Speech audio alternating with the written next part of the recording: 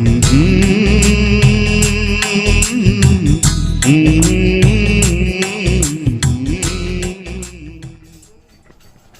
The Lord. जय मसीह की। हम परमेश्वर का धन्यवाद देते हैं कि परमेश्वर ने पूरे लॉकडाउन में हमें मतलब बचाया, हमें बचाया, हमारे परिवार को बचाया, हर एक को संभाला। परमेश्वर का धन्यवाद देते हैं। और कुछ हफ्ते मतलब परमेश्वर ने हमें एक वचन दिया था, उस वचन को हम आप लोगों के सामने मतलब शेयर करेंगे कि इस वचन से परमेश्वर को महिमा और आप सभी को आशीष मिलेगी। हे जाति जाति में से बचे हुए लोगों, इकट्ठे होकर, परमेश्वर के वचन में मतलब यशायाह और 45 उसकी 20वीं आयत में लिखा है, हे जाति जाति में से बचे हुए लोगों, इकट्ठे होकर आओ, एक संग मिलकर निकट आओ। वह तो अपनी लकड़ी की खोदी हुई मूर्ति लिए फिरते हैं और ऐसे देवता से जिससे उद्धार नहीं हो सकता प्रार्थना करते हैं। वे अज्ञान हैं। तुम प्रचार करो और उनको लाओ। हाँ, वे आपस में सम्मति करें। किसने प्राचीन काल से यह प्रकट किया? किसने प्राचीन काल से इसकी सूचना पहले से दी? क्या मैं यहोवा ही नहीं?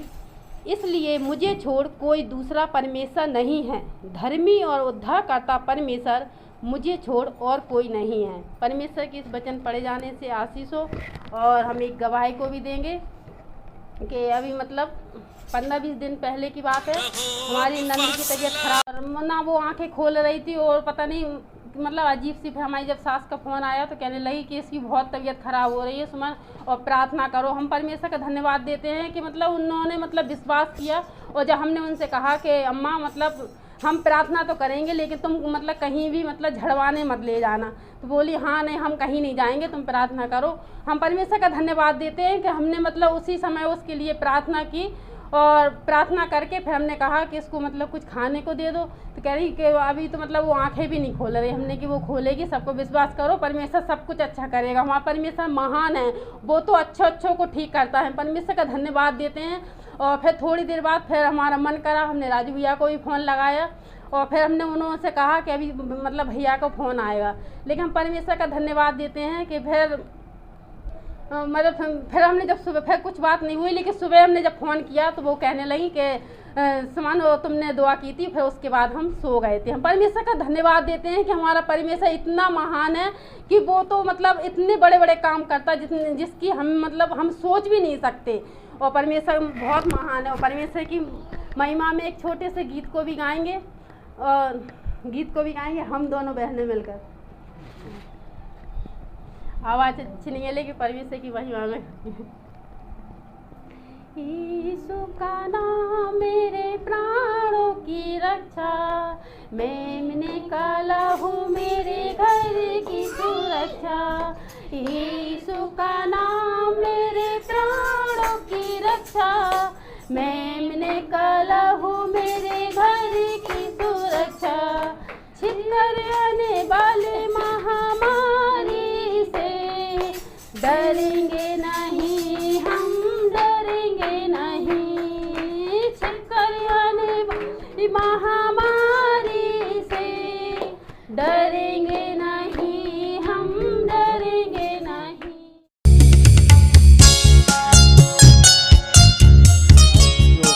हमारी बहन सुमन को मिली थी परमेश्वर के वचन से और वो उसको समझना मांग रही थी। मैं चाहता हूं कि वो आप भी निकाले होशे नबी की किताब, उसका 10वां अध्याय और उसका 12वां पद पढ़िएगा। होशे नबी की किताब उसका 10वां अध्याय और उसका 12वां पद। सब लोग सुनिएगा यहाँ पर क्या लिखा हुआ है जी। अपने लिए धर्म का बीज बो, बहुत गौर से सुनिएगा। यहाँ पर लिखा है अपने लिए धर्म का बीज बो, तब करुणा के अनुसार खेत काटने पाओगे। तब करुणा के अनुसार क्या काटने पाओगे? खेत काटने पाओगे। सबसे पहली बात लिखिए, अपने लिए किसका बीज बो? धर्म का बीज बो। जहां धर्म की बात आती है वहां पर हम लोग सीधे समझने लगते हैं हिंदू, मुस्लिम, सिख, ईसाई। लेकिन ये धर्म उस धर्म की बात नहीं कर रही है जो इस संसार में है या इस संसार के लोगों ने बनाया है, पर ये उस धर्म की बात कर रही है। अर्थात हमें हमारे रिलेशन को, हमारे संबंध को हमारे परमेश्वर से मजबूत करना है या जोड़ना है। Right relationship with God. यदि हम परमेश्वर से अपने संबंध को मजबूती से जोड़ेंगे, अपने संबंध को प्रभु से ठीक बनाएंगे, तब उसके बाद बाइबल में लिखा हुआ है, सुनते जाइएगा, सुमन वहीं पर रहिएगा, अपने लिए किसका बीज बो? धर्म का बीज बो। अब ये सवाल, ये कैसा बीज है धर्म का जो हमको मिलेगा? परमेश्वर के वचन बाइबल में लिखा हुआ है कि यीशु मसीह का कलाम या वचन बीज है और बोने वाला कौन है?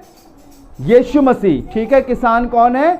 यीशु मसीह। हमें बहुत गौर से सुनना है, हमें बहुत गौर से इस बात को समझना है। बच्ची से वो ले लीजिए या उसको गोदी में ले लो, कोई थोड़ा सा डिस्टर्ब कर रही है ये। ठीक है, जितने भी बच्चे हो सब शांत रहेंगे, कोई हल्ला नहीं करेगा। ठीक है, प्रेज द लॉर्ड।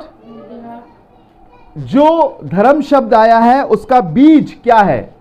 परमेश्वर के वचन में अगर लूका रचित सुसमाचार उसके 8वें पद में पढ़ेंगे तो उसमें खुदावंद यीशु मसीह ने एक दृष्टांत कहा बीज बोने वाले का, और उसने कहा है कि बीज परमेश्वर का वचन है और बोलने वाला कौन है? बोने वाला कौन है? यीशु मसीह। तो जब मैं और आप अपने संबंध को अपने परमेश्वर से सही बनाएंगे तब मैं और आप इस बात को जानने पाएंगे। और इसीलिए होशे नबी की किताब उसके 10वें अध्याय के 12वें पद में लिखा है, अपने लिए धर्म का बीज बो, तब लिखा है तब करुणा के अनुसार खेत काटने पाओगे। अगर मेरे और आपका रिलेशन, मेरे और आपका संबंध मेरे और आपके परमेश्वर से होगा, तब मैं और आप उस फजल को, उस अनुग्रह को, उस दया को अपने जीवन में लेने पाएंगे। अगर मैं और आप सोच रहे हैं कि शायद परमेश्वर मेरे और आपको ऐसे ही कर दे, तो नहीं, वो सब पर अपनी दया बरसाता है, सब पर अपनी करुणा अनुग्रह करता है। लेकिन अगर मेरे और आपका रिलेशन परमेश्वर से मजबूत होगा, संबंध अच्छा होगा, जब मैं और आप अपने आप को चेक करेंगे, अपने आप को देखेंगे, तब मेरे और आपको लिखा है वो करुणा के अनुसार क्या काटने पाओगे? खेत काटने पाओगे। खेत तो सब लोग काटना चाहते हैं, लेकिन जब वो काटने जाते हैं तो फसल मिलती नहीं है, क्योंकि फसल उगाने वाला वो बीज जो परमेश्वर का वचन है हमारे पास नहीं होता। अब सुनिएगा आगे क्या लिखा हुआ है जी। अपनी पड़ती भूमि को जोतो। लिखा अपनी पड़ती भूमि को जोतो। पड़ती भूमि का मतलब होता है अपने हिस्से की, जो हमारी है। बाइबल में लिखा है कि जो सिवाना तेरे पूर्वजों ने बांधा है उसमें ना तो 1 इंच बढ़ाना और ना 1 इंच घटाना। कई बार जब लोग मकान बनाते हैं, जब नाप जोप होती है तो थोड़ा सा बढ़ा लेते हैं, लेकिन बाइबल में लिखा है उसमें ना तो बढ़ाना और ना घटाना, क्योंकि तेरा परमेश्वर यहोवा तुझे तेरी सारी आशीष देगा। और बाइबल के अनुसार लिखा हुआ है अपनी पड़ती भूमि जोतो। आपके पास मैं पूछूं क्या जमीन है? क्या आपके पास जमीन है? क्या खेती बाड़ी है? तुम्हारे पास है प्रियंका?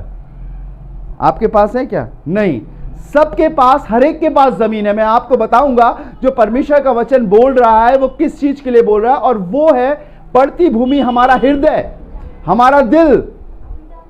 उसे मेरे और आपको जोतना है, उसमें से मेरे और आपको अपनी गंदगी निकालना है। कई बार हम दूसरे की खेती, कई बार हम दूसरे लोगों को, कई बार हम दूसरी चीजों को तो बहुत आसानी से देखते, लेकिन कई बार हम अपने आप को नहीं देख पाते। हमारे खेत में, हमारे दिल की भूमि में बहुत सी कड़वाहट है, बहुत सारे पाप है, बहुत सारी बुराइयां हैं, बहुत सारी ऐसी चीजें हैं जिससे कि वो धर्म का बीज जो परमेश्वर बोना चाहता है, वो एक रास्तबाजी, एक धार्मिकता का बीज, परमेश्वर के वचन का बीज, वो नहीं जा पाता।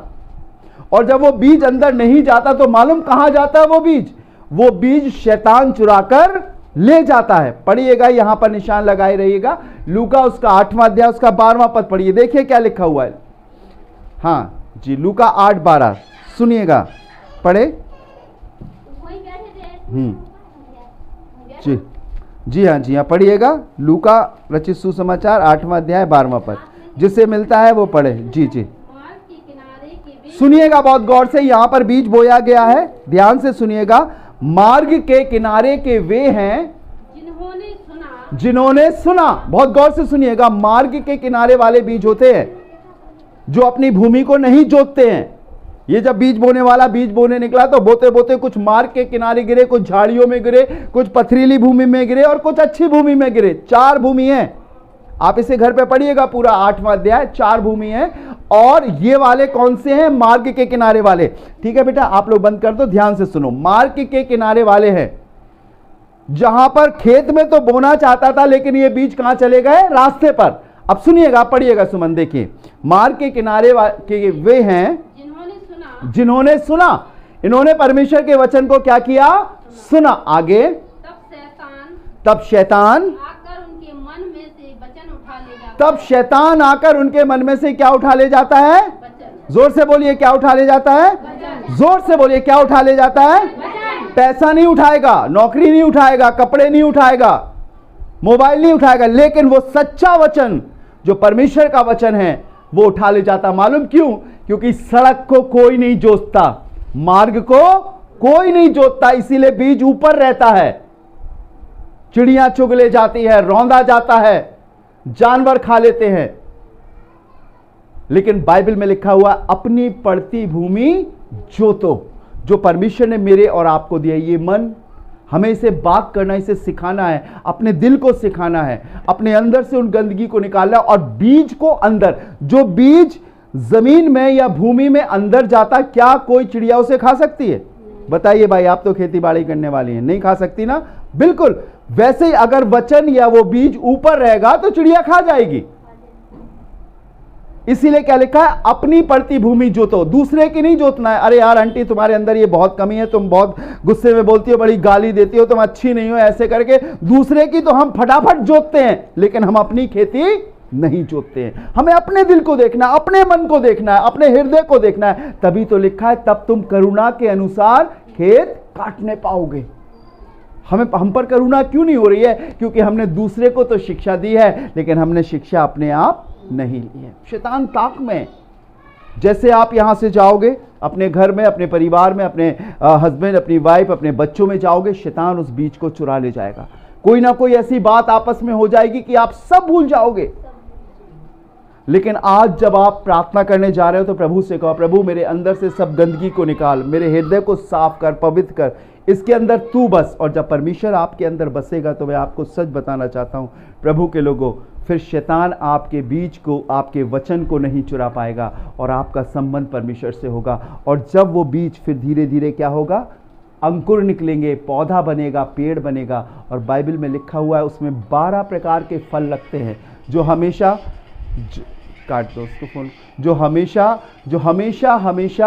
हमेशा हरा भरा रहता है। बाइबल में लिखा है उसके पत्तों से, उसके तनों से, उसके फूलों से औषधि का काम आती है। लिखा हुआ है वो एक बहती नाली के किनारे लगाया गया है। कब होगा ये?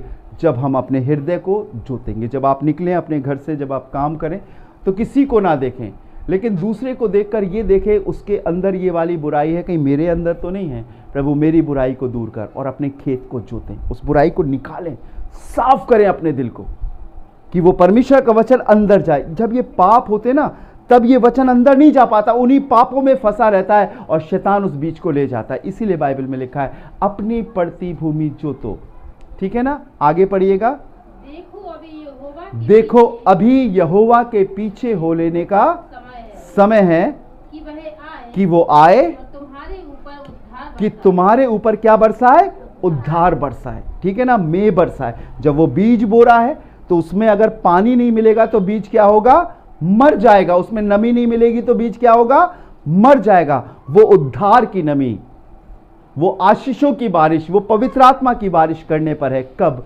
जब हम अपनी पड़ती भूमि को जोतेंगे। इसीलिए परमेश्वर के वचन में लिखा है अपने लिए धर्म का बीज हो। आइए अपनी आंखों को बंद करेंगे, प्रार्थना करेंगे, अपने प्रभु से यही कहेंगे कि हे प्रभु यीशु मसीह मुझ पर दया कर। मैंने तेरे वचन को सुना है, अब मैं किसी और को नहीं लेकिन अपने आप को देखूं, अपने हृदय को जोतूं।